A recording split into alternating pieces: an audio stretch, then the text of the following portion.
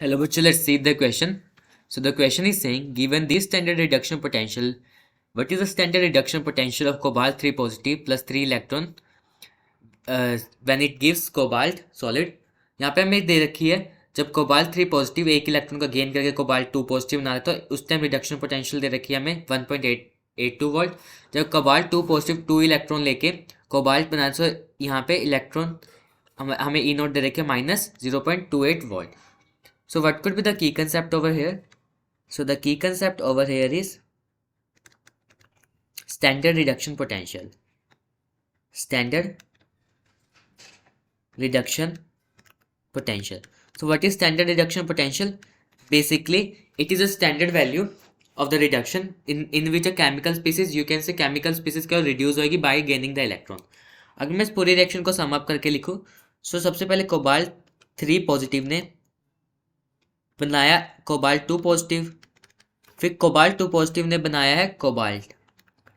यहाँ पे कितना एक इलेक्ट्रॉन का ट्रांसफर हुआ है? There will be the transfer of 1 electron. यहाँ पे 2 इलेक्ट्रॉन का हुआ है।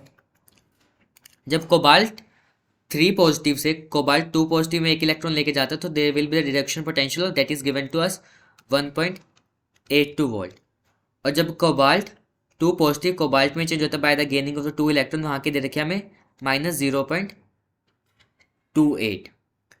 इसको मैं बोल रहा हूँ E1, इसको मैं बोल रहा हूँ E2, और ये पूरी जो है ये हमें निकालनी है, इसको मैं बोल रहा हूँ E3।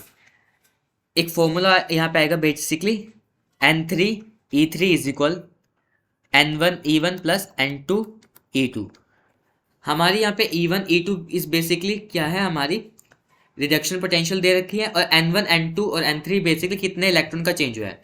जब कोबाल्ट 3 पॉजिटिव हमारा कोबाल्ट में चेंज हो, there will be the change of 3 electron, तो N3 की वैल्यू आ गई, N3 की वैल्यू 3 आ गई। E3 तो हमें निकालना ही है बेसिकली। N1 बेसिकली कब, जब हमें कोबाल्ट 3 पॉजिटिव कोबाल्ट 2 पॉजिटिव में कन्वर्ट होता है bye gaining the 1 electron, so it is 1। इसकी ई नोट वैल्यू हमें दे रखी है 1.82।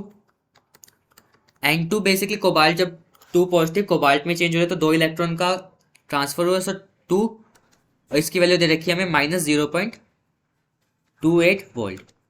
यहाँ से E3 की वैल्यू निकाल लेंगे, सो E3 की वैल्यू क्या आएगी 1.82 माइनस 0.56 अपॉन में 3, और इसको डिवाइड करेंगे it will be 1.26 divide by 3 that is 0.42। सो यहाँ पे हमारा आंसर क्या आ जाएगा 0.42 वोल्ट।